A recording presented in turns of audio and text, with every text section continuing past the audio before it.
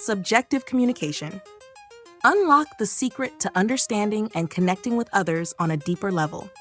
Dive into the world of subjective communication with this enlightening guide by Jose Silva, accompanied by Ed Byrne Jr. Discover how being more sensitive to the feelings and thoughts of those around you can transform your personal and professional life. In this captivating book, Silva and Byrne Jr. reveal how the power of empathy and intuitive communication can lead to greater success in all areas of life. Whether you're looking to enhance your relationships, excel in your career, or simply become a more understanding individual, subjective communication offers the tools and insights you need. Join the journey to improve your sensitivity and awareness, and watch as your ability to connect with others brings newfound success and fulfillment. This book is your key to mastering the art of communication that goes beyond words, unlocking a world of possibilities through empathy and understanding.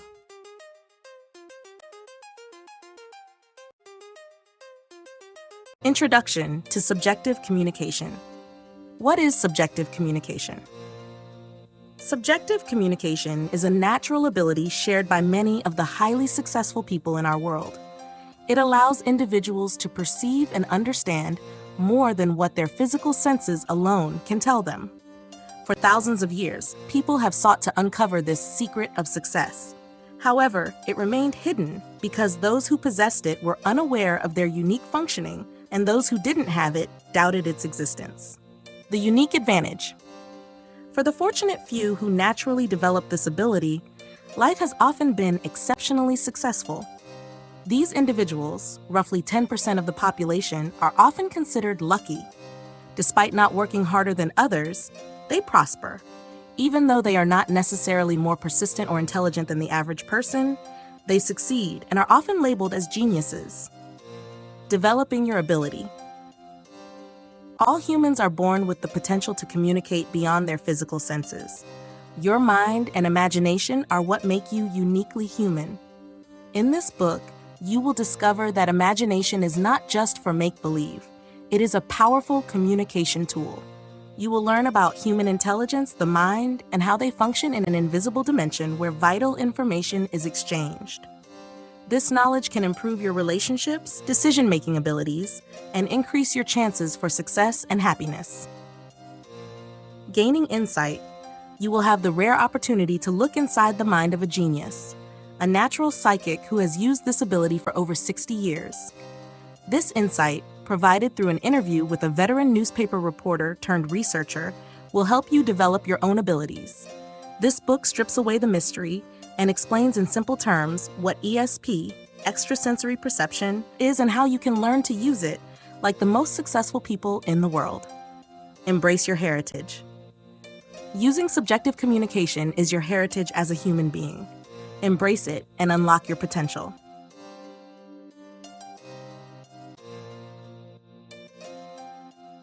Chapter 1.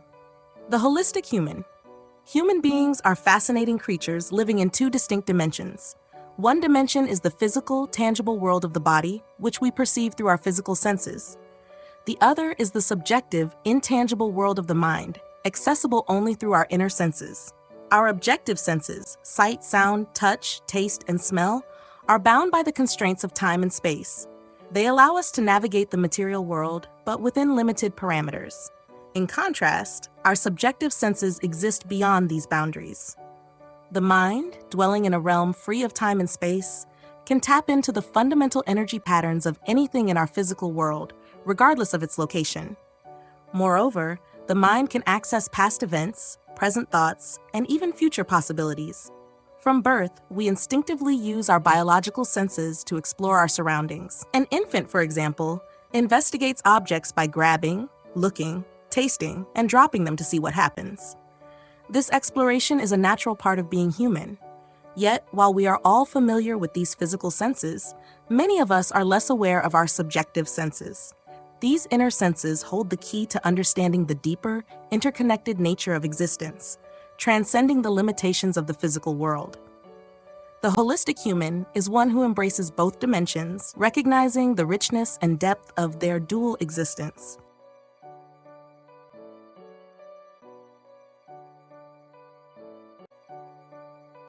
Using both sides of the brain.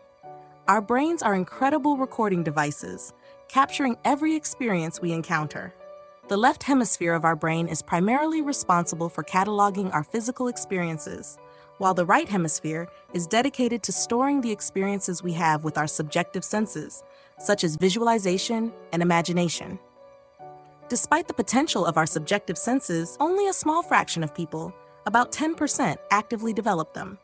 Young children, brimming with creativity and imagination, are naturally adept at using their subjective senses. However, as they grow older, their focus often shifts to the tangible world, drawn to physical experiences like sports, dance, music, and various forms of physical contact. Though some individuals occasionally have vivid precognitive dreams or déjà vu moments, which are stored in the right hemisphere, these occurrences are too sporadic to cultivate significant skill in using subjective senses for most people. Thus, the right brain's potential often remains underdeveloped, overshadowed by the dominance of the left brain's focus on the physical world. Embracing both hemispheres can unlock a fuller spectrum of human experience, blending the richness of imagination with the clarity of reality.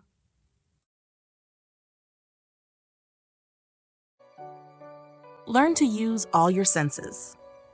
The following chapters are inspired by the dialogues between Jose Silva, the mastermind behind the Silva Mind Control Method, and Ed Byrne Jr., an experienced journalist now lecturing at Silva Mind Control International, Inc. in Laredo, Texas. Jose Silva is among the rare 10% who naturally harness both hemispheres of the brain, utilizing all his senses. This unique ability has led to remarkable success across various fields. Business. Silva developed entrepreneurial skills from a young age, eventually amassing significant wealth. Athletics. As a teenager, he became a successful boxer, competing professionally throughout South Texas. Art. Silva's vocal talents earned him a scholarship to study opera in Italy. Science. He holds 4 patents for cutting-edge electronic biofeedback equipment. Philosophy. Silva's insights into the nature of life have garnered respect from millions. Humanitarianism. He created a program enabling anyone to develop their subjective senses. Silva's journey exemplifies the power of integrating both sides of the brain, encouraging us to tap into the full potential of our senses for a richer, more successful life.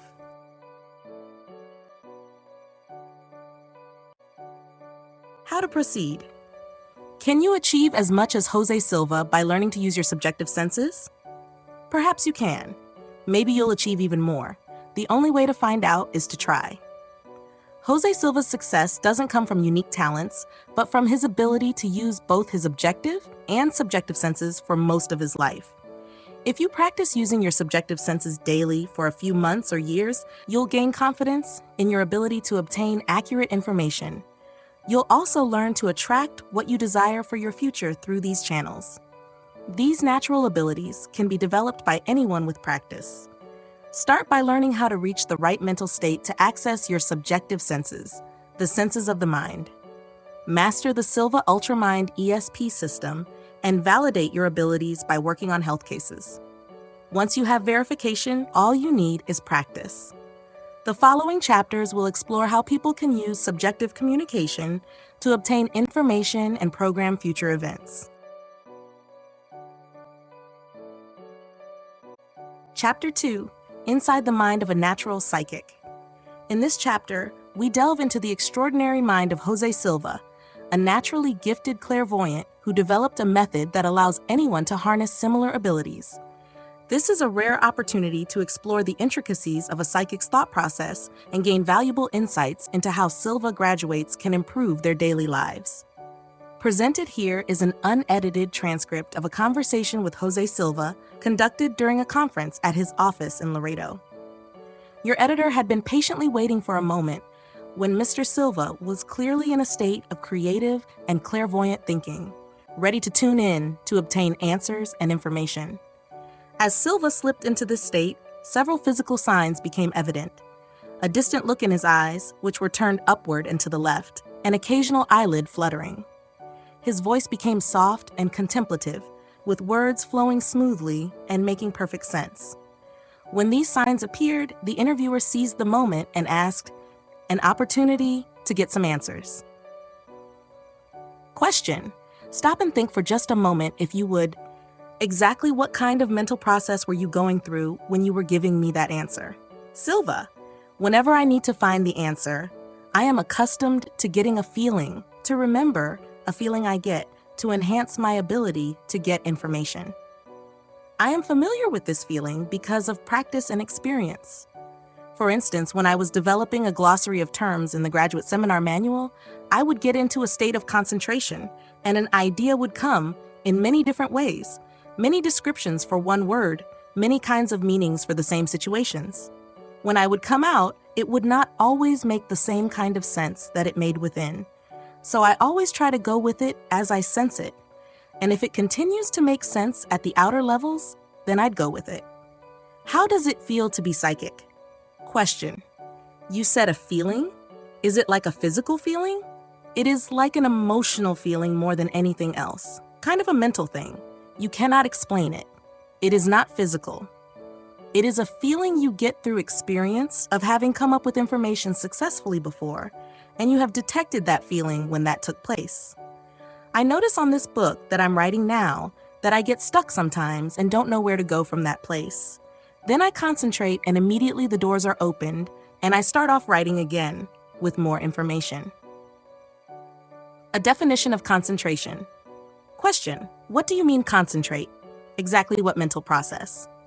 Just quiet down your mind and go back to thinking the way you have thought before when you were successful. Question. Do you review a success? No, not necessarily. You could do that too. Go back to the level where you learned to go.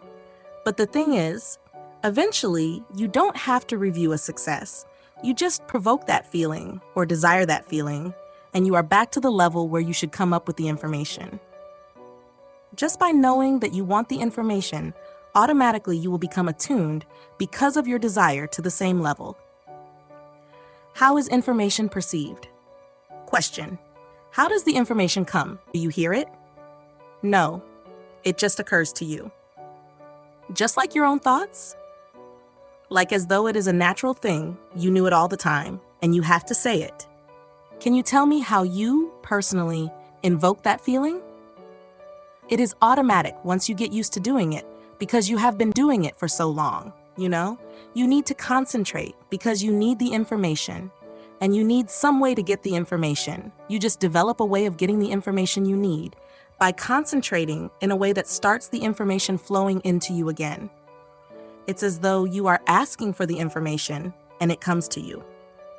I always believe that when Rabbi Jesus said, "Ask and you shall receive, knock and it shall be opened," it is something like that. It is as though when I desire to have information, I am asking and it comes. It comes from the inner dimension, not the outer dimension. It is a special type of concentration. You are looking for that feeling that you have eventually developed through practice. Question, that special feeling that comes with success that you have talked about before? That would be it.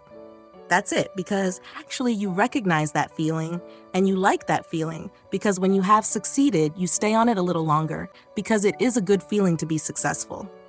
So the more times you get to feel that feeling of success, the easier it comes to you, like practice makes perfect. Is it like daydreaming? In the course, you mentioned that after practicing enough successful health cases, you no longer need the 3-to-1 and 10-to-1 ritual, but can simply daydream, and the daydreaming becomes creative and the true reality. Is that what you're doing? Yes, that's what we're talking about. That's the best way I can explain it. You're not really seeing anything. You let your eyes go wherever they want to go, but usually it's to the left, you see? To the left and slightly upwards, and then you start daydreaming. You stare, defocus your vision, and information starts coming to you when you desire it and when there's a need for it. You don't just play with it, but when you need to have information, then you use your method for provoking the feeling to open the door to the information. Question. Then it is not necessarily an imaging? You are not necessarily daydreaming in pictures? No. Well, it would be similar to daydreaming, because when you start getting information, you start making images of it, for it, or with it. But you don't make the images before the information comes. You make the images after the information comes. Question: and it is not a clairaudience, like hearing a voice or something? No, it is just like your own thoughts coming to you. But it is the information you desire from the inner dimension.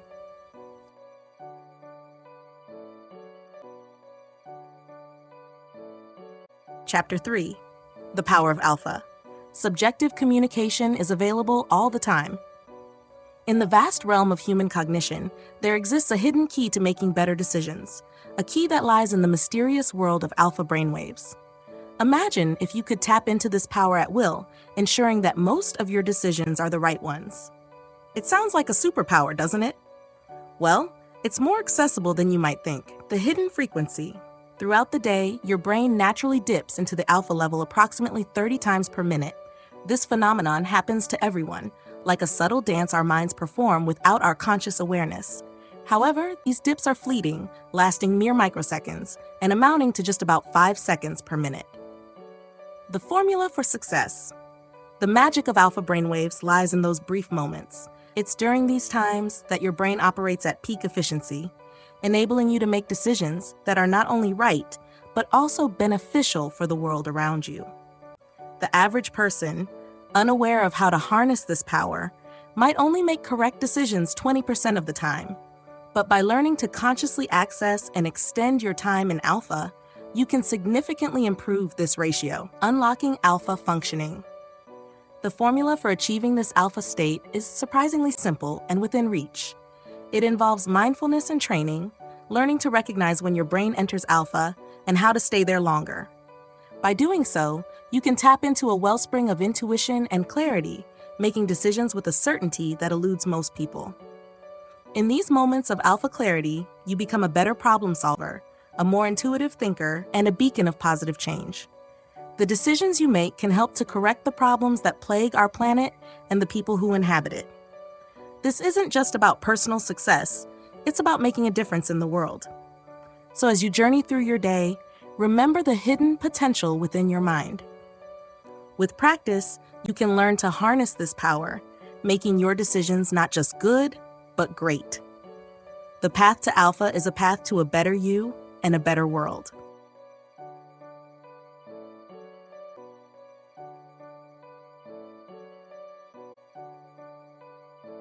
Be correct more often.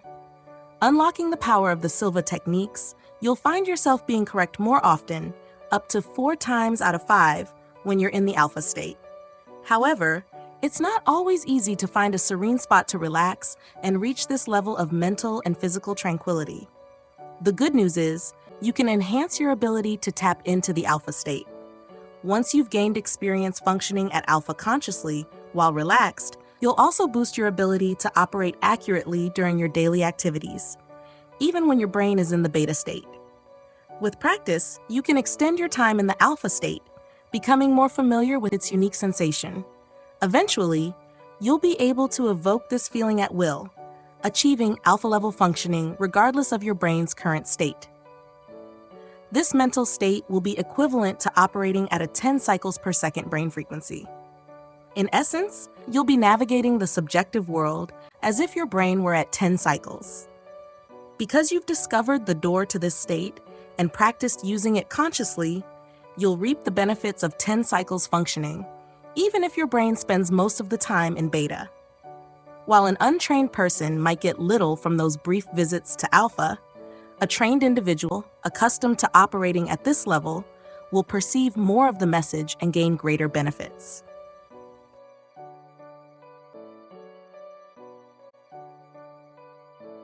Get more of the picture.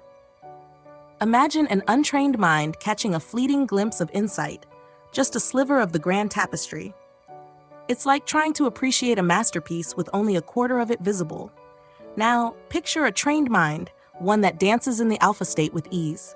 Such a mind doesn't just catch glimpses, it sees more, absorbs more, understands more.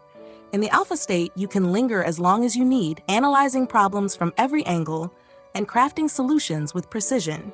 Yet, staying in this state for extended periods isn't always necessary. Even in the midst of conversation, With a mere desire to be more attuned to someone, you can instantly heighten your sensitivity. If you've practiced and honed this skill,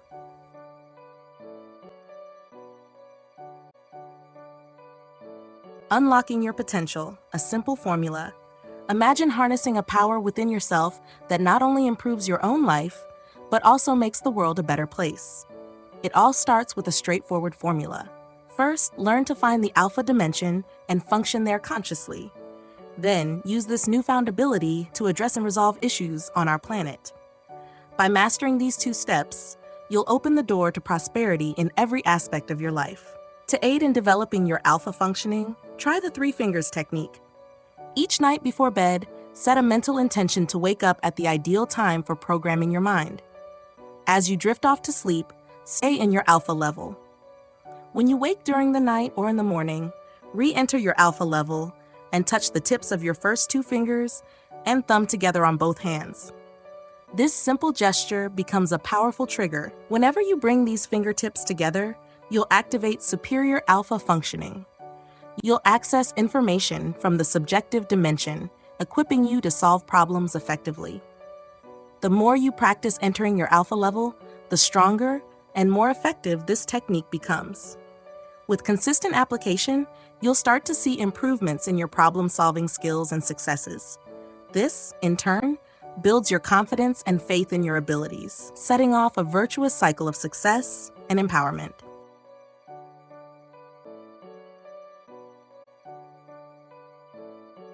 How to develop more faith. Faith is a powerful force, a compass guiding us through life's uncertainties. It is not just a passive feeling, but a dynamic blend of desire, belief, and expectancy. Let's delve into how you can cultivate and strengthen your faith in a way that transforms your life and the world around you. Desire, the spark of faith. Desire ignites faith. It is born from necessity, the deep-seated needs that drive us forward. When something is truly essential, our desire for it becomes a powerful motivator. Think about it.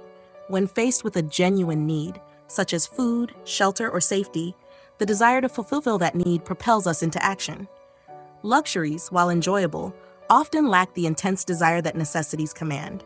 Therefore, as you embark on your journey to develop faith, focus on identifying and addressing real problems. Seek out the challenges and needs that resonate deeply with you. By doing so, you will fuel a desire that not only motivates, but compels you towards your goals. Belief. The sustaining power belief is the sustaining force behind faith. It is what keeps you going when the road gets tough.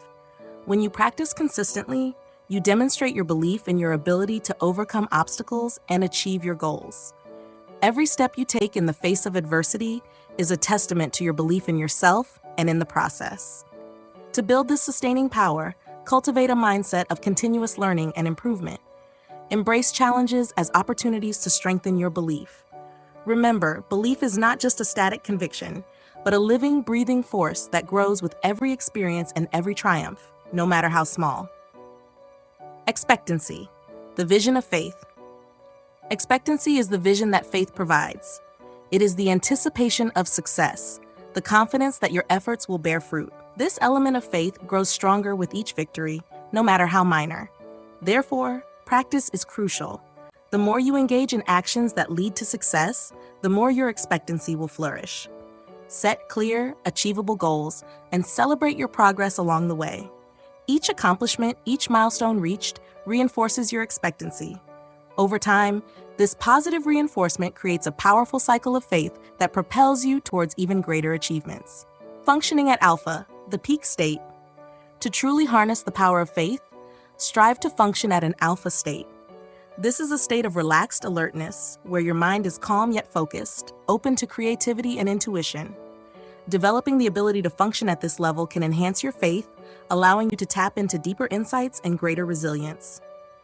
Practice mindfulness, meditation, or other techniques that help you achieve this state. As you become more adept at reaching and maintaining an alpha state, you will find that your faith becomes more robust, your vision clearer, and your belief stronger. Faith in action, healing the world. Ultimately, the purpose of developing faith is not just personal growth, but also to make a positive impact on the world. Apply your faith to solving problems that affect both humanity and the planet. When you use your faith-driven desire, belief, and expectancy to address these challenges, you contribute to a better world while also fulfilling your own potential. In conclusion, developing faith is a journey of desire, belief, and expectancy, all cultivated through continuous practice and a focus on meaningful goals.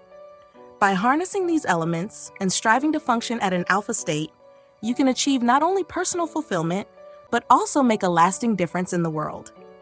So step forward with faith and watch as it transforms your life and the lives of those around you. Chapter 4. Mastering Subjective Communication.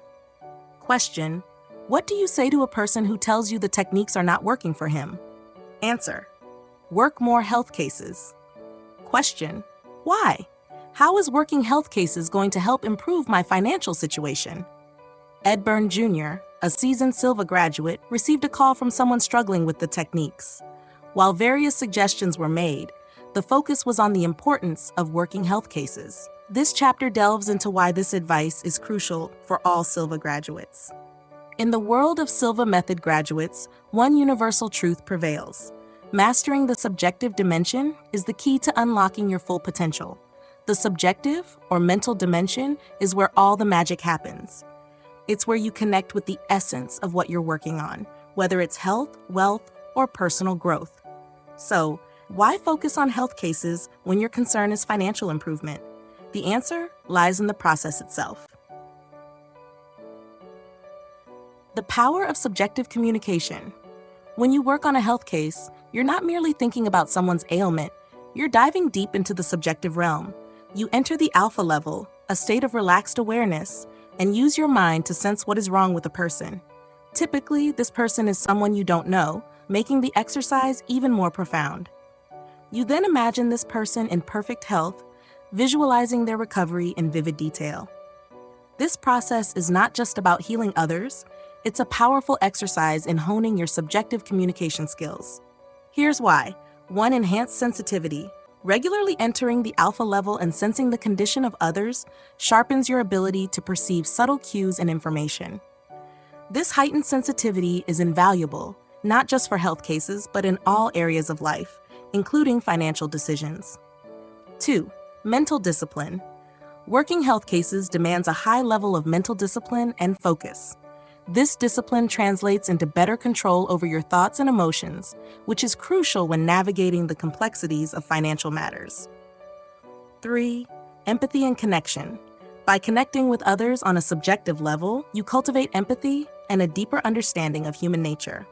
This understanding can enhance your relationships, both personal and professional, leading to more meaningful interactions and opportunities. 4. Visualization mastery. Visualizing someone in perfect health strengthens your ability to create detailed and positive mental images. This skill is directly applicable to visualizing your financial goals and creating a mental blueprint for achieving them. The ultimate function of subjective work.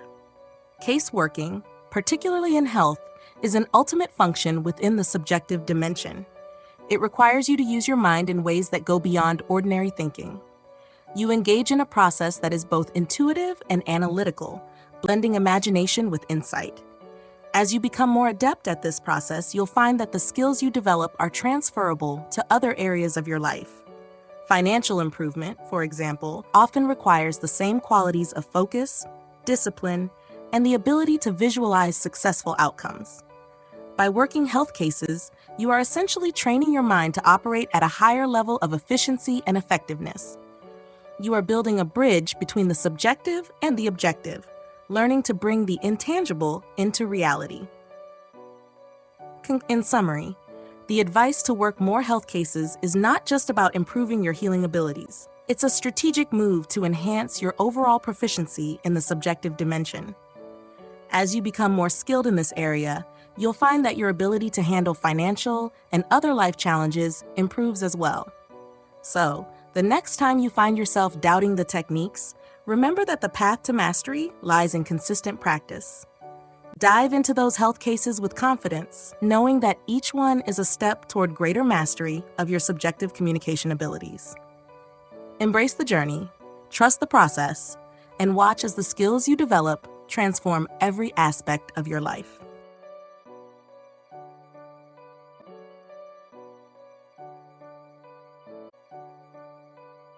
Embrace the power of subjective functioning.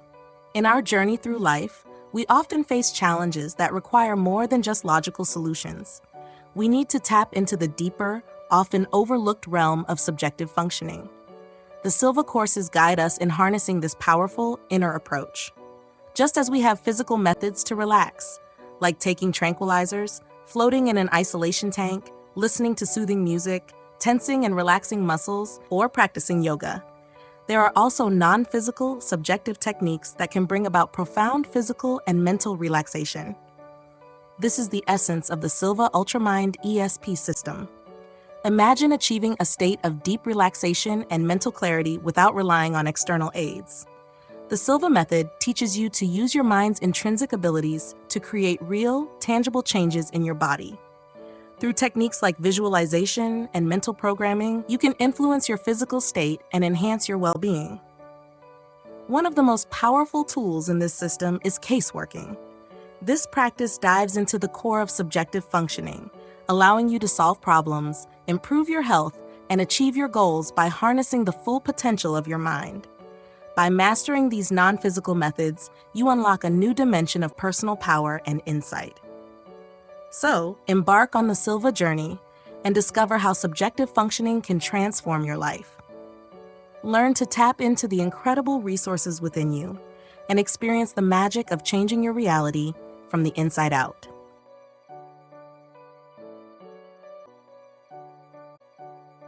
Mastering your money, a creative path to financial success.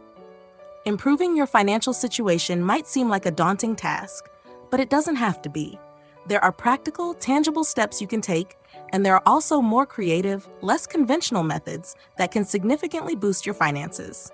Let's explore both paths. The practical approach. Hard work pays off. The logical and rational way to improve your financial standing is straightforward. Increase your income. This could mean working more hours, seeking a promotion, or finding a higher-paying job.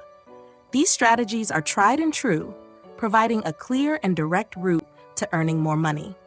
But while working harder and longer can yield results, it's not the only way to reach your financial goals. The creative approach, harnessing the power of the mind. Imagine a different route, one that taps into your creativity and harnesses the power of your subconscious mind. This method involves programming your mind to attract opportunities and solutions that will help you increase your earnings. Start by finding a quiet place to relax and reach a state of deep calm, often referred to as the alpha level. In this relaxed state, vividly imagine the end result you desire. See yourself achieving your financial goals, living the lifestyle you want, and enjoying the security that comes with financial stability. Unlocking creative solutions. As you hold this vision in your mind, creative ideas will begin to flow. You might think of innovative ways to save money, discover new investment opportunities, or even come up with a business idea that excites you. The beauty of this approach is that you don't need to consciously force these ideas. They will come to you naturally as your mind works in the background. Noticing opportunities. Once you've set your intentions and visualized your goals, you'll start to notice the tools and opportunities that will help you achieve them. It might be a conversation with a friend that sparks a new idea, an article that offers a valuable tip, or an unexpected opportunity that comes your way. Your heightened awareness and focused intention will guide you toward the resources you need. The blend, combining both approaches. The most effective strategy for improving your financial situation often involves a blend of both practical and creative approaches. Work hard, but also work smart. Use your logical mind to plan and execute, and your creative mind to dream and innovate. By doing so, you'll not only increase your income, but also find joy and fulfillment in the process. So, embark on this journey with confidence. Embrace both the tangible actions and the creative imagination needed to transform your financial future. The path to financial success is not just about working more, it's about thinking differently and opening yourself up to new possibilities.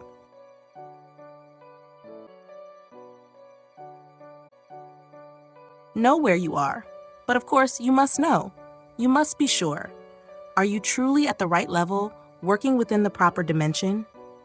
One challenge we face is that the physical dimension is easier to relate to because we can use our physical senses for solid feedback.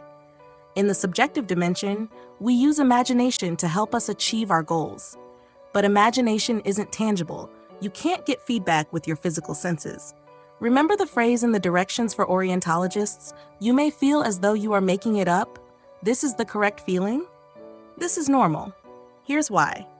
Human beings have various systems that serve multiple purposes, like the mouth and throat being used for ingesting food, breathing, and talking. Imagination is like that.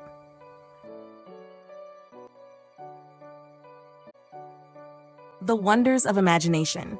More than just make-believe imagination, on the surface might seem like it's all about daydreams and fantasies, the kind of thing that fuels stories and conjures up whimsical worlds. But there's more to it than meets the eye. When harnessed at a deeper level, often referred to as the alpha level in the subjective dimension, imagination transforms into a powerful tool for genuine communication. For most of us, distinguishing between simple flights of fancy and this deeper, more impactful form of imagination takes time and practice. It's like learning a new language. At first, everything seems jumbled and nonsensical, but with patience and dedication, clarity emerges. One effective way to hone this skill is through caseworking, a method that offers immediate feedback, allowing you to recognize that precise moment when you're in the right mental or emotional state. This is the state Jose Silva refers to when he talks about achieving the correct emotional, mental, or psychological feeling. The more you practice and tune into this state, the more adept you become at utilizing the vast array of tools available in the subjective dimension. Techniques like the 3 scenes technique and others become significantly more effective as you refine your ability to tap into this deeper layer of imagination. So, while imagination can indeed be about making things up, when developed and directed properly, it becomes a gateway to a richer, more profound way of understanding and interacting with the world around us.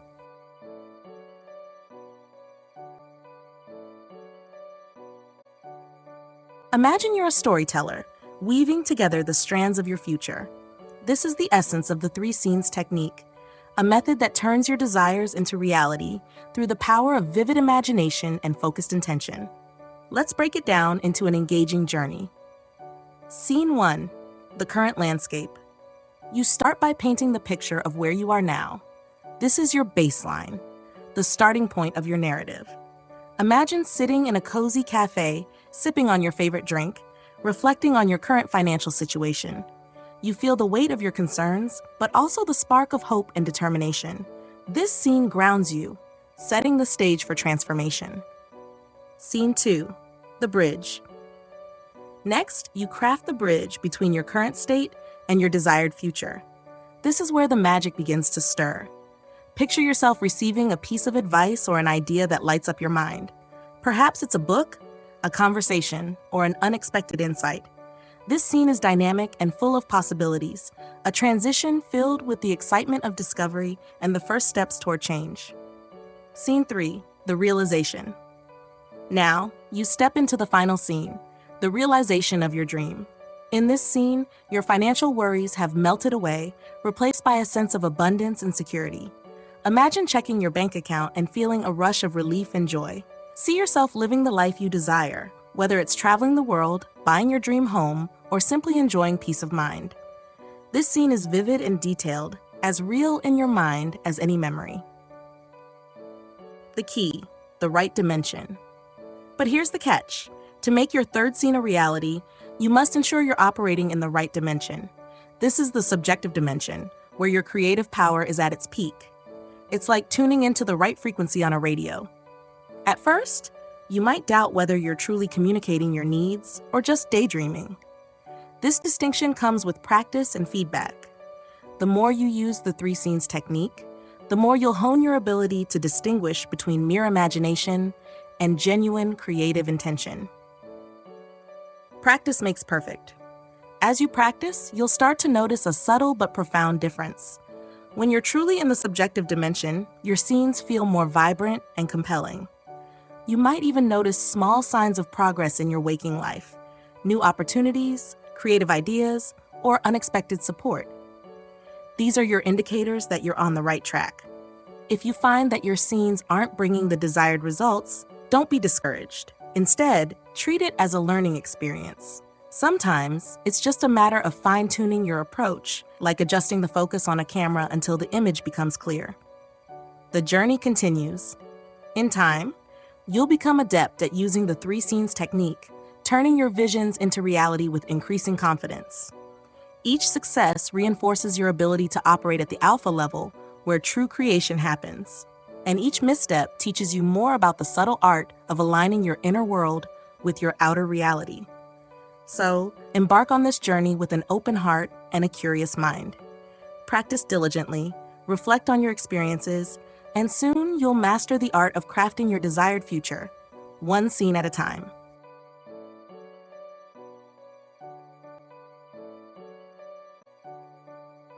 How to know? Case working transcends the realm of simply addressing a stranger's health challenge. It dives deep into the heart of subjective understanding. This practice not only hones our skills, but also tunes us into the nuanced dimension where we recognize when we're truly hitting the mark. The beauty of caseworking lies in its feedback loop. Every piece of feedback we receive is incredibly valuable. It's like a mirror reflecting our progress, guiding us on where we need to adjust and how we can improve. For some, the journey may require patience.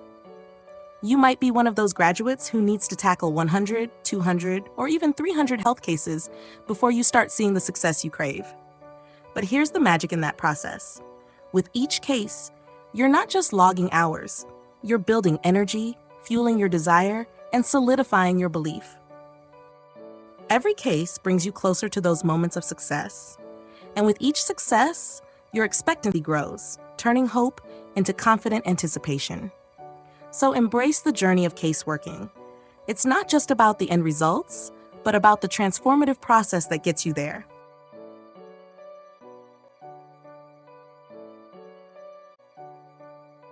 Stop trying, and you will succeed. There's a curious magic in the moment you abandon trying and hoping for results. When you let go of this desperate clinging, you stop neutralizing your own expectancy and start inviting real success. Faith is a tripod: desire, belief, and expectancy. For many, the hardest leg to secure is expectancy. It's not enough to hope for success. You must believe as if you've already received it. As Jose Silva wisely says, program in the future in a past tense sense. If your desire is strong enough, even shaky belief and expectancy can't hold you back. Keep at your efforts. Let them kindle your desire and strengthen your belief. In time, you'll become so engrossed that you'll forget to hope and simply relax into a state of expectancy. That's when the results you seek will start to manifest. If you're constantly wondering about your potential for success, it's a sign your expectancy is lacking. High expectancy leaves no room for doubt. Reluctance to engage in your efforts often signals low expectancy. Some might loudly proclaim their confidence, yet internally battle with self-doubt and poor results. The remedy is the same: persist. Keep practicing until your desired outcomes become reality. So stop trying so hard. Let go, believe, and watch success find you.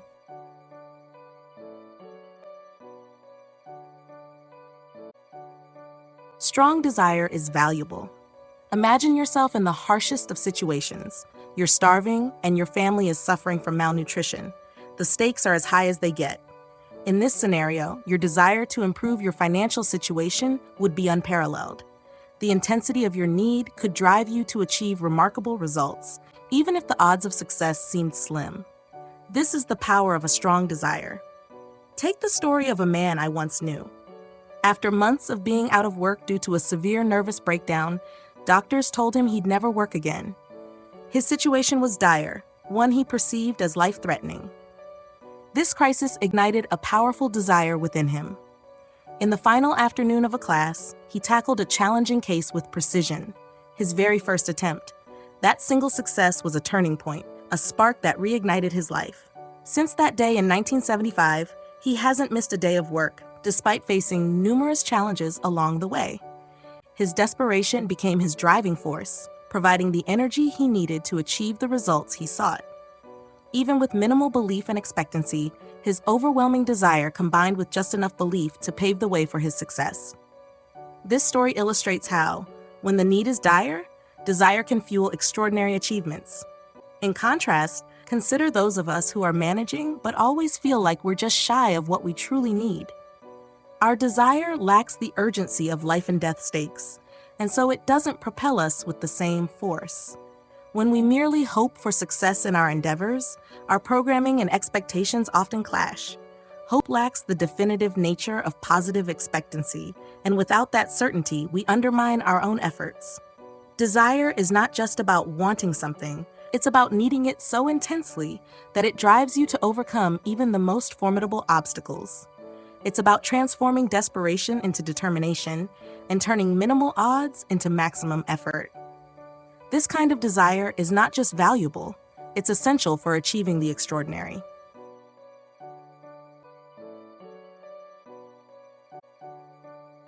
What is expectancy? Expectancy is a powerful concept that can reshape the way you approach various aspects of life, including programming. Imagine walking into a department store, picking out an item, paying for it, and then expecting it to be delivered. You don't merely hope it arrives, you confidently know it will. The transaction is complete, the item is yours, and its journey to your doorstep is just a formality. This sense of assuredness translates directly into programming.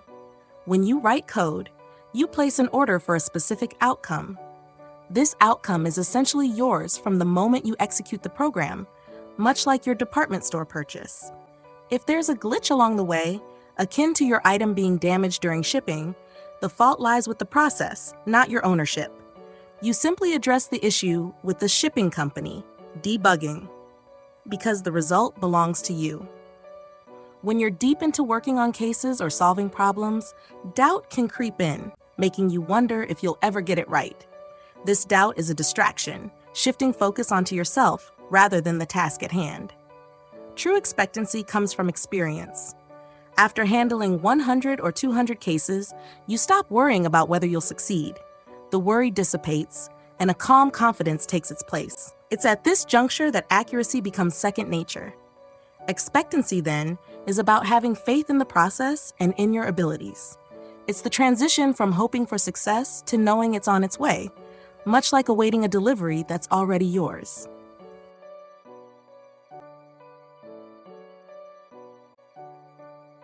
No substitute for practice. Imagine this. You're starting out on a new journey, eager to become proficient in a new skill. At the beginning, it doesn't matter whether you get everything right or wrong.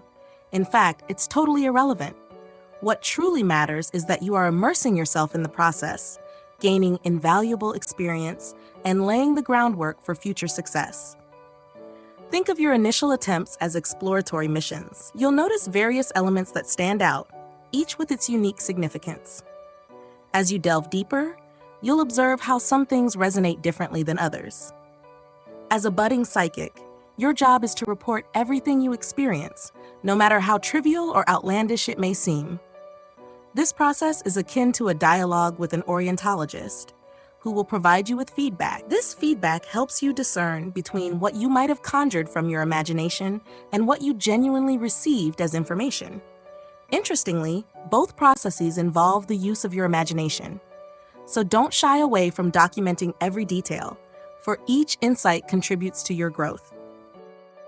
In this practice, some people excel at providing physical descriptions more than diagnosing health problems. Why? Because there's less pressure with physical descriptions. The stakes feel lower, and there's a freedom in that. When it comes to health problems, the pressure to perform can become overwhelming. You might feel like you're being tested, which can inhibit your natural abilities. The key is to adopt a mindset of positive expectancy. Believe you have already succeeded, and let go of the need to try too hard. When you try excessively, you stifle your energy and hinder your potential. Instead, trust in your abilities and let them flow naturally.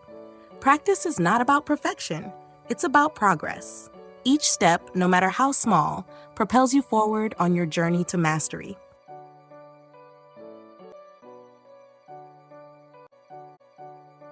Project the end result. Imagine for a moment the impact your work can have.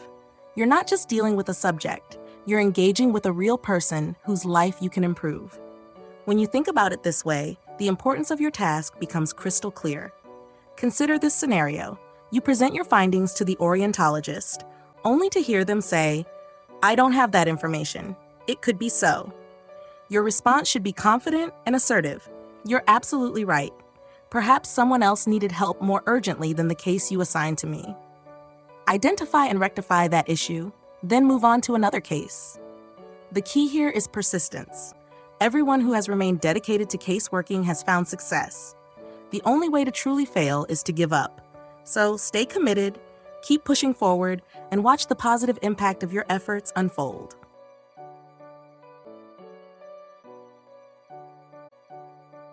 Develop your ability. Imagine this. You've honed your skills in case working to the point of mastery. Now, when you sit down to apply the 3 scenes technique to your financial situation, something remarkable happens. You don't just think about the process, you feel it. That deep, intuitive connection to the subjective dimension becomes second nature to you because you've been there so often while working cases. You know you're in the right zone because that familiar, emotional, or psychological feeling washes over you. It's a blend of confidence and clarity, an unmistakable sign that you're attuned to the right level. This is the secret sauce that ensures your success. It's not just about the technique, but about feeling it in your core, leveraging your finely tuned abilities to transform your financial landscape.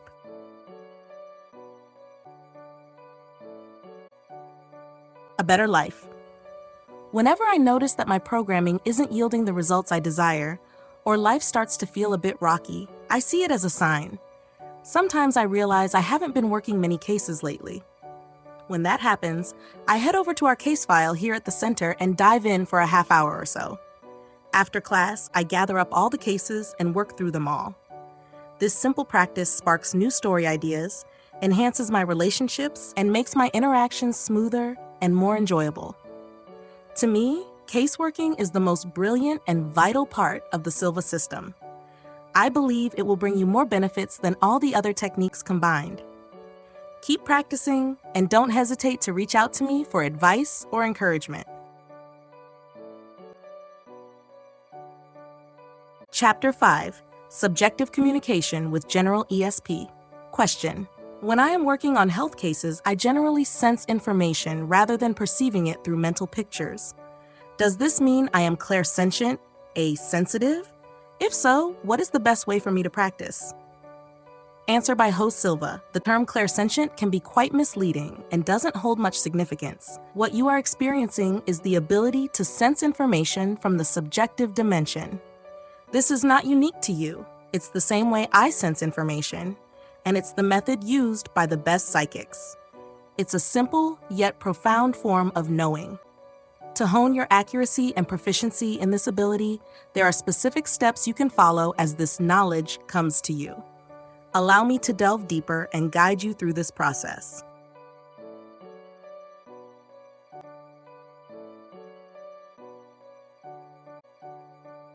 What we learned in our research.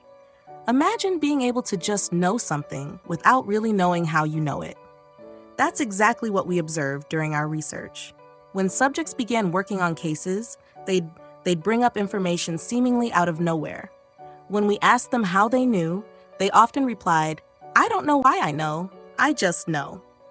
This intuition is something that comes with practice, which is why we tell orientologists to say anything that comes to mind. That spontaneous thought might just be the critical piece of information they're looking for. It's almost like the answers find them without any conscious effort. In the process of working cases, we instruct psychics to create a mental image of the body. This helps them tune into the right person.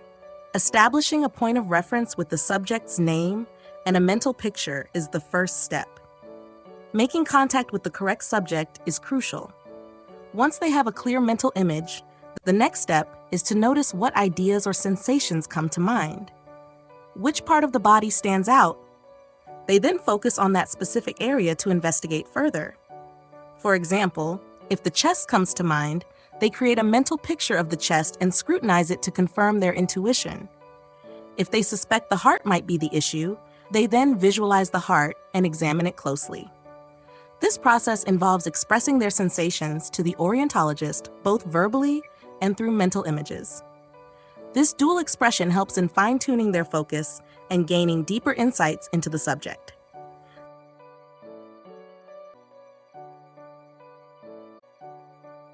First, you know, then you express. Imagine this.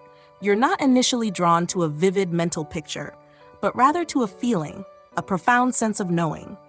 It's an instinctual grasp of something intangible. This knowing sparks the creation of a mental picture, helping you to focus more precisely on the area of interest. In essence, you first get an idea, a gut feeling about a situation. Then you translate this feeling into mental images and words. The images help you internalize and refine your understanding, while the words convey your insights to others as well as to yourself. This process often unfolds so quickly that you might not even notice it happening. You might think the mental pictures appear first, but on a deeper level, the information comes to you first. You then construct mental images to express what you sense. Afterward, you examine these images and articulate them with words to communicate with others. If you happen to translate the information into words before forming images, you might feel that you're clairaudient, hearing the knowledge rather than seeing it. Whether you identify as clairvoyant, clairaudient, or clairsentient, it all converges into a unified experience. All your faculties work simultaneously, not sequentially. This synergy creates the feeling of knowing the information you're seeking. You then transform this knowledge into mental pictures, words, or even sensations in your body.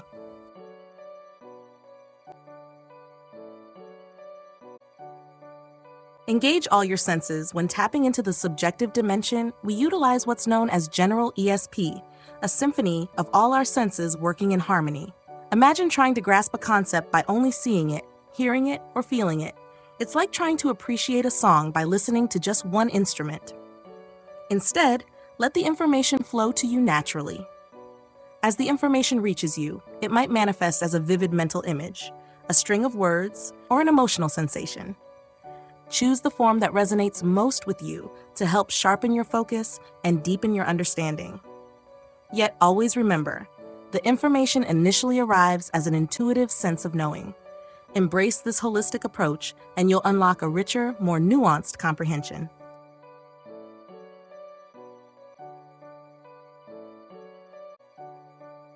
To review, imagine you're a detective on the case. At the start, you're handed a dossier brimming with details about the subject. This is your initial clue, your first glimpse into their world.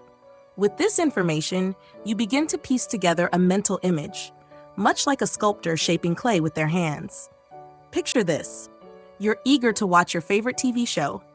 You turn on the set and carefully switch to the right channel. That's what you're doing with your mind. You're tuning in, aligning your thoughts and hands to visualize the person clearly. With this mental image in place, your hands become your guides, like antennae, helping you delve deeper. They sense and extract more nuanced information, leading you to pinpoint where the problem might be lurking.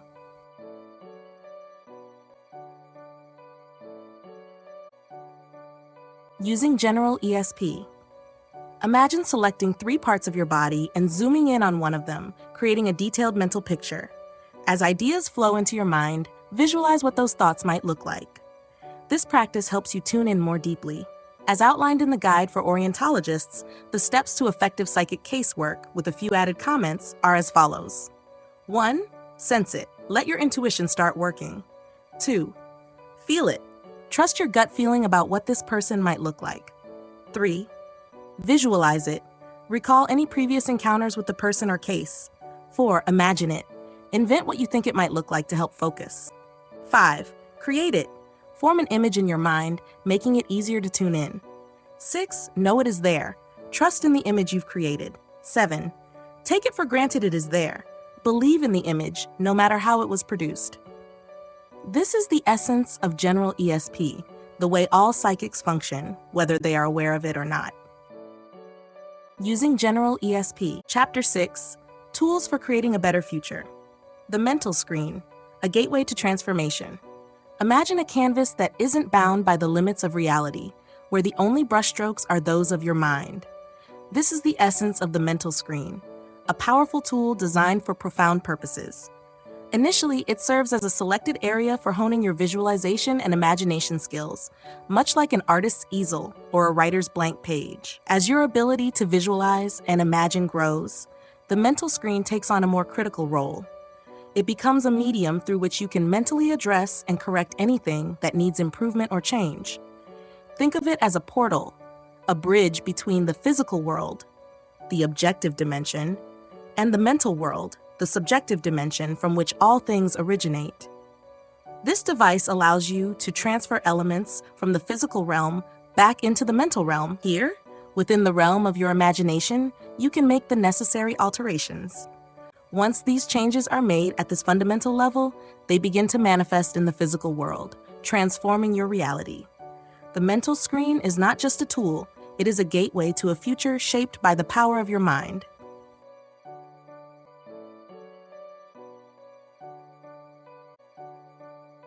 Using the subjective dimension. Imagine you hold an object in your hand. As long as it's in its physical form, no amount of wishing or thinking can change it. To alter it, you must project it back into the subjective dimension, where the power of your imagination reigns supreme. This dimension is the playground of mental energy, where you can reshape, tweak, and refine to your heart's content. Once you've made your desired changes in this fundamental realm, these alterations can then manifest in the physical world. Just as every room in a house serves a specific purpose, kitchens for cooking, bedrooms for sleeping, there's a special place for making these mental alterations, the mental screen. This is your personal space for bridging the gap between the mental and physical dimensions. Your thoughts are creative. Everything that exists in the physical world began as a thought in the mental or subjective dimension. This fundamental dimension is the birthplace of all creation. Before anything becomes tangible, it first exists as an idea, a vision crafted in the mind. The mental screen is your tool for transferring these creations from thought to reality, allowing you to make necessary changes in the subjective dimension before they come to life in the physical world. When you desire to bring something new into existence, start in the subjective dimension. Visualize it on your mental screen, focus your thoughts, and refine your vision. This process transforms your abstract ideas into concrete realities, making the mental screen an essential aid for efficient and effective creation.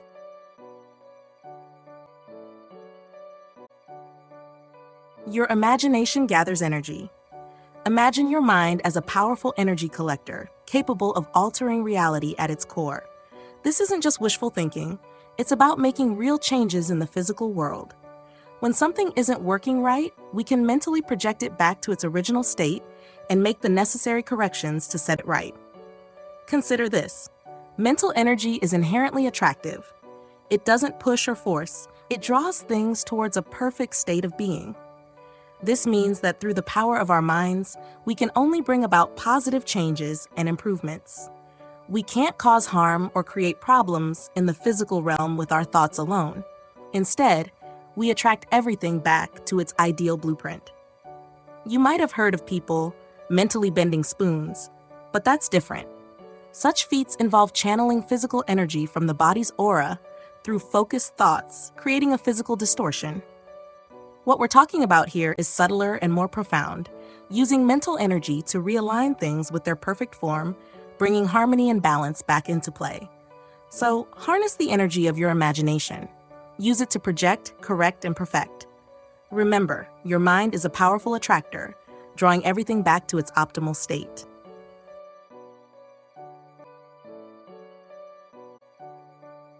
We cannot hurt or harm in the subjective dimension.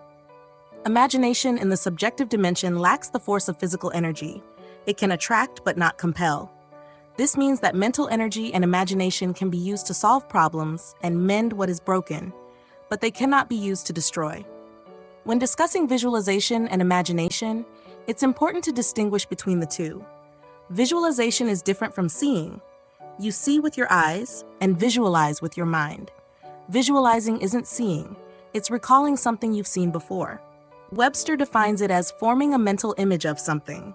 It's a passive process of recalling the appearance of something that exists, something you've already seen.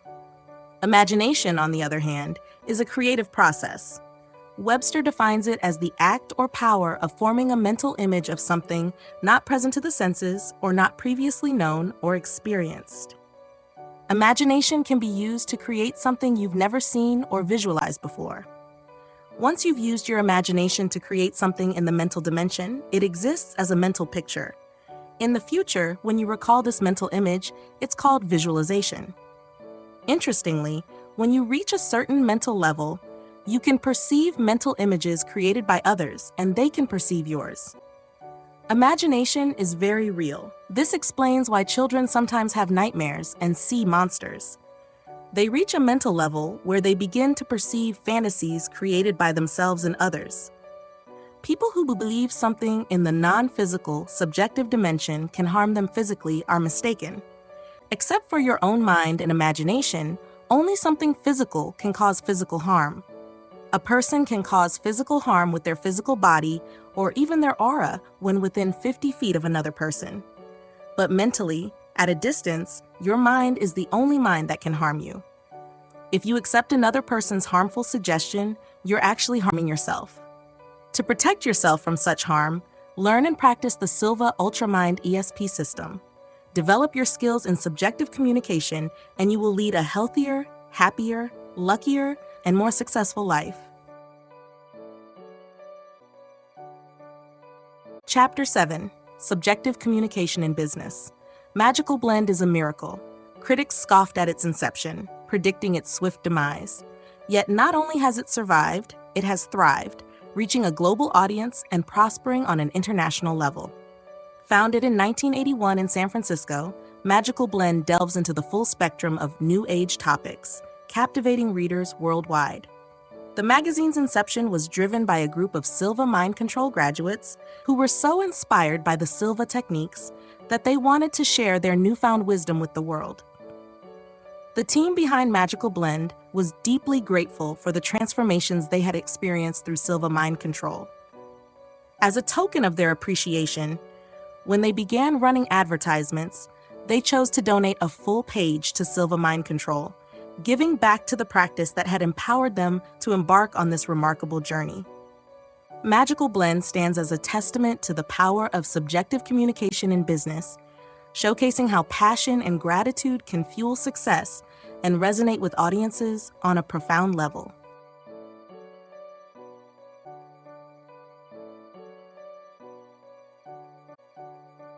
How they do it. Have you ever wondered how a business seamlessly integrates Silva techniques into their operations?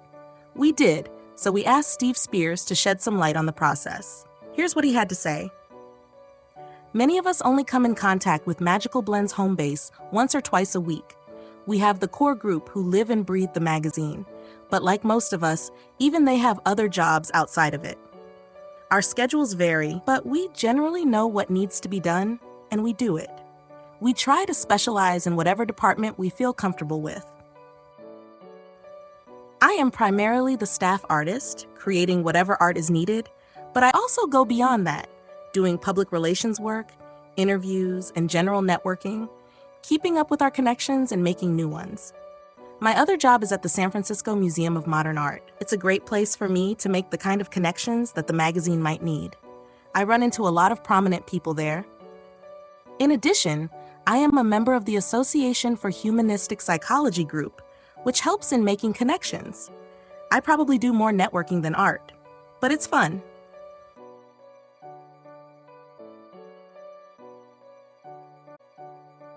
Meditation brings unity at Blend. It's astonishing how much we achieve, balancing our magazine responsibilities with our other jobs. But our collective love for Blend and our shared meditation sessions have fostered a unique kinship among us. Despite our diverse backgrounds and varying forms of mental training, we work harmoniously towards a common goal: to be clear conduits for those on their learning journeys, just like us. From an insider's perspective, we have our lifelines, what others might call deadlines. Our schedule is packed with editorial, business, and general meetings throughout the month. But it's not all work. We make sure to have fun together.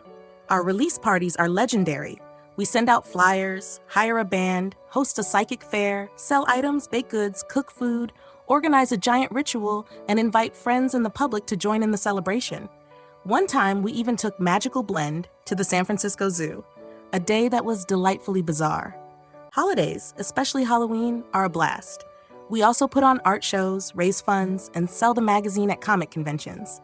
It's clear that we mix hard work with a lot of joy. I doubt even Time magazine has as much fun as we do.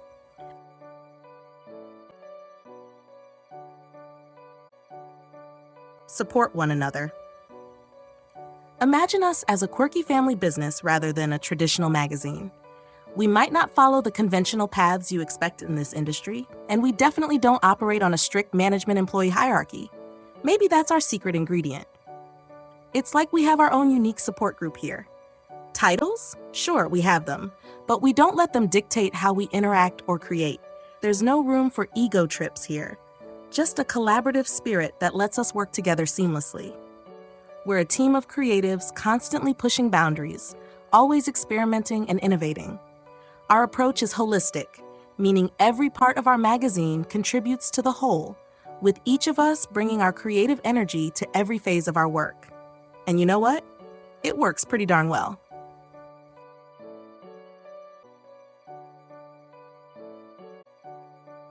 Learning experiences. Sometimes it gets hectic, but we often try to look at those times as real learning experiences. Probably the best times are when an issue comes back from the printers. It is almost like Christmas. We dig into the boxes like expectant kids on Christmas Day and ooh and ah at the final results.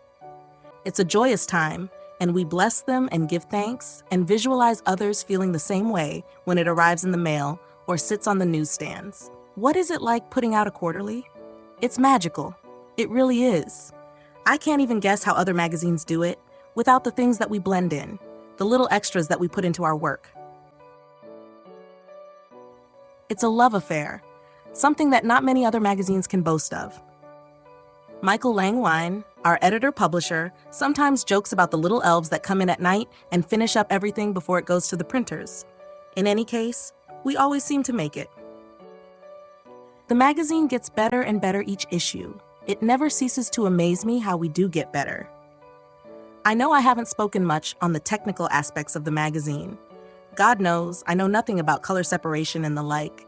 It surprises me how much I don't know on a technical level.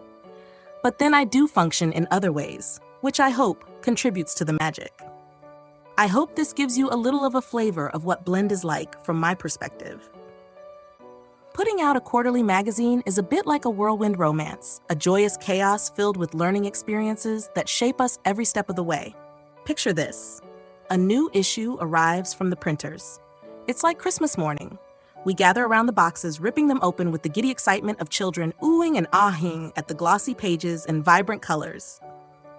This moment of unveiling is pure magic. We bless each copy, giving thanks, and imagine the joy readers will feel when they find it in their mail or on the newsstands. What's it like to put out a quarterly? In a word, it's magical. It's a mystery to us how other magazines manage without the unique blend of love and little extras we pour into our work. This process is a love affair, a passionate endeavor that few other magazines can claim. Our editor and publisher, Michael Langwine, often jokes about the little elves who swoop in at night to perfect everything before it heads to the printers.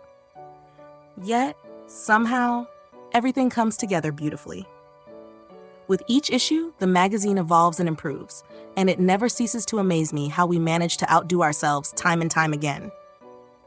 While I might not delve into the technical details like color separation, an area where my knowledge is admittedly lacking, I like to think I contribute to the magic in my own way. The technical aspects are just part of the puzzle. The heart and soul we infuse into every issue are what truly make it special. So there you have it, a glimpse into the world of Blend from my perspective. It's a blend of passion, dedication, and a sprinkle of magic. Chapter 8, The Essence of the Mind. When we delve into the enigmatic concept of the mind, what exactly do we mean? The term is often cloaked in ambiguity, a chameleon of a word that morphs depending on who uses it. In our quest to decipher this intricate phenomenon, we've crafted a definition that diverges from the conventional understanding. This unique perspective has become essential to unraveling and articulating the mysteries we aim to explore. Commonly, the mind is synonymous with one's intelligence, a repository of knowledge and learning.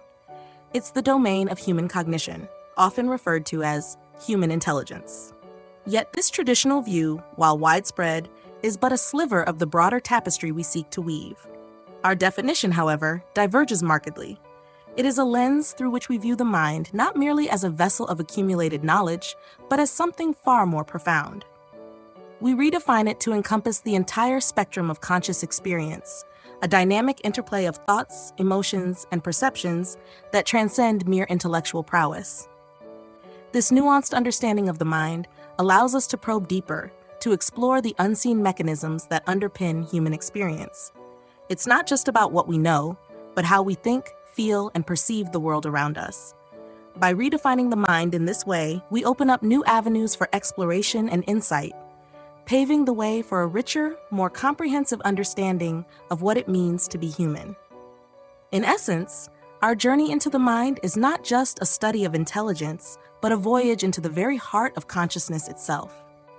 This reimagined definition is the key that unlocks the door to a deeper, more profound understanding of our inner worlds, offering a fresh perspective on the age-old question, what does it truly mean to have a mind?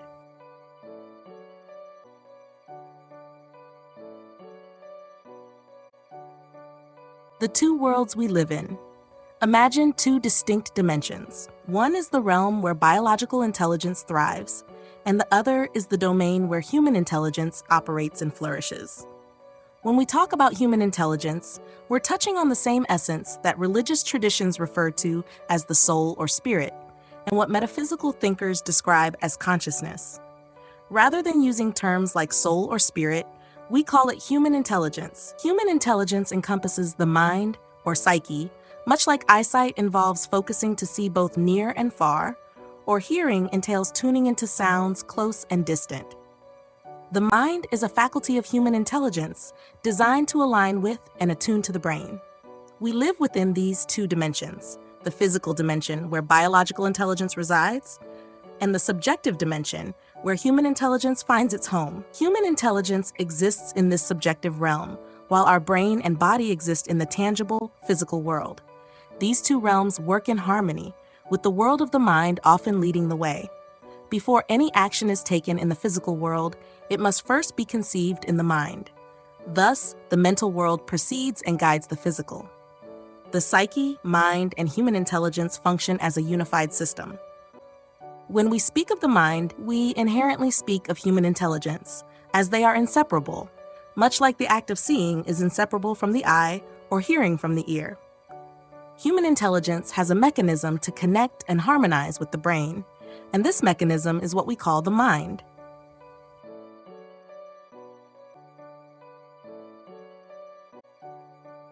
Locating human intelligence.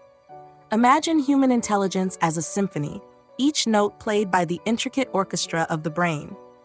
To locate this intelligence, we tune into the brain's melodies using an electroencephalograph, EEG. This device, like a skilled conductor, helps us discern whether the brain is playing in the beta, alpha, theta, or delta worlds, each corresponding to a different rhythm of brainwaves. When the brain aligns with one of these states, it creates a harmonious rhythm. In the beta world, the mind is alert and engaged, buzzing with activity. In the alpha state, the brain slows down, entering a relaxed, reflective mode. Theta waves take us deeper, into the realm of creativity and dreams. And in the delta state, the brain moves at its slowest, where deep sleep and healing occur. By connecting an EEG to an individual, we can see where their consciousness is projecting. The brain's rhythm becomes a map, revealing the current state of mind. Without this rhythm, the brain's activity is chaotic, like an orchestra warming up, each instrument playing out of sync.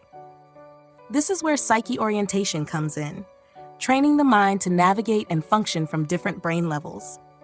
Think of it as learning to play different musical instruments. With practice, one can switch between these states at will, using thought control to shape reality. This mental training, akin to psychic education, is the essence of mastering one's mind. Everything begins with thought. It is the seed from which reality blossoms. Unlocking the power of human intelligence. Imagine tapping into a realm where both your inner world and the outer world come into perfect harmony. This is the alpha dimension, a state of mind you learn to access with the Silva Ultramind ESP system. Here, you harness the combined power of your left brain's logical, physical prowess and your right brain's intuitive, spiritual insight. Our system is meticulously designed to guide you into this alpha state, the epicenter of the brain's frequency spectrum. Once there, you gain unparalleled control over your thoughts and actions. Unlike any other program, our method ensures you not only reach the alpha dimension, but also learn to sustain it. Daily practice at this level bridges the gap between the tangible and the intangible, allowing you to influence the physical world through your subjective experiences and vice versa. By mastering this balance, you open the door to a life that continually improves. Each day at the alpha dimension enriches your journey, making your existence progressively more fulfilling, rewarding, and harmonious. Chapter 9: The fastest way to develop your abilities. Have you ever wondered how to unlock the full potential of your mind and communicate on a deeper, more intuitive level? The key lies in mastering the art of subjective communication, a skill that can be developed through a blend of research-backed methods and time-tested experience. Since 1944, these techniques have been refined and proven effective for millions of people. Here's how you can start your journey toward heightened abilities. Step 1. Embrace the alpha state. The first step on this transformative path is to train your brain to function at 10 cycles per second, a state known as the alpha kingdom. This is not just a fancy term. It's a scientifically recognized brainwave pattern associated with relaxation, creativity, and deep intuition. By consciously entering this state, you set the stage for profound personal growth. Step 2. Navigate the subjective dimension. Once you have mastered the alpha state, the next challenge is to operate within the subjective dimension with controlled awareness. This means learning to tap into your inner thoughts, feelings, and intuitions while maintaining a clear and focused mind.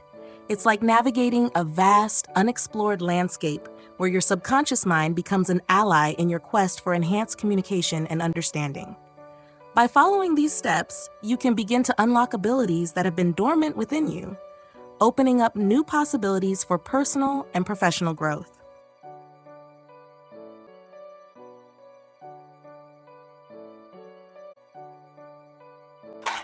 What to do first? Embarking on your journey to master the alpha state in the Silva Ultramind ESP system is best achieved through training with a certified Silva instructor.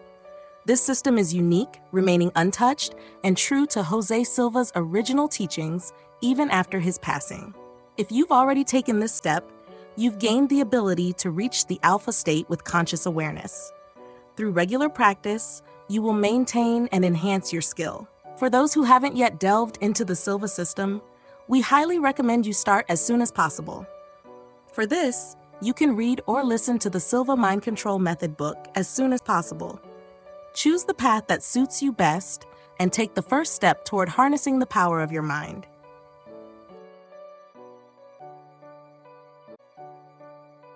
Developing subjective communication. Imagine tapping into a hidden dimension of awareness where you can sense and understand details beyond the ordinary. This is precisely what the Silva Ultramind ESP system offers, a gateway to mastering subjective communication. In this intriguing journey, you'll learn to function with controlled awareness in the subjective dimension. To verify your growing abilities, you'll work on health cases, sensing information about individuals you've never met. While at the alpha level, you'll receive the name of a stranger and begin to intuitively gather insights about their physical health. Astonishingly, you'll find that the majority of the information you sense is accurate.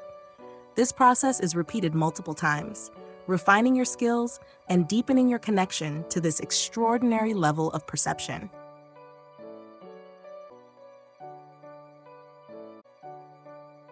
How to practice? To develop this ability, you need to practice. We have developed a complete set of guidelines for Silva student to use as a guide in self-development. If you have completed the Silva Mind Control Method book, recommended practice includes entering the alpha level on a regular basis once, twice, or 3 times a day, working or reworking at least 7 health cases each week, practicing the long relaxation exercise at least once a week, helping at least one person a week, a different person each week, and staying in touch with other Silva graduates. If you will do these things with a sincere to serve humanity and help convert our into a paradise, then you will prosper in way and your life will become better and better.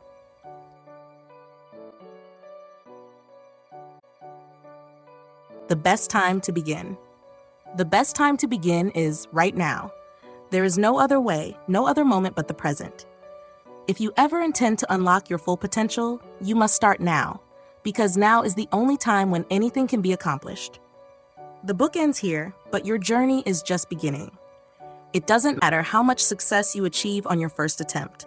Mastery comes with practice.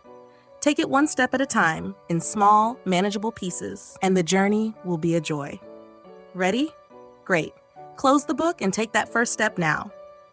You are now embarking on the second phase of human evolution on this planet.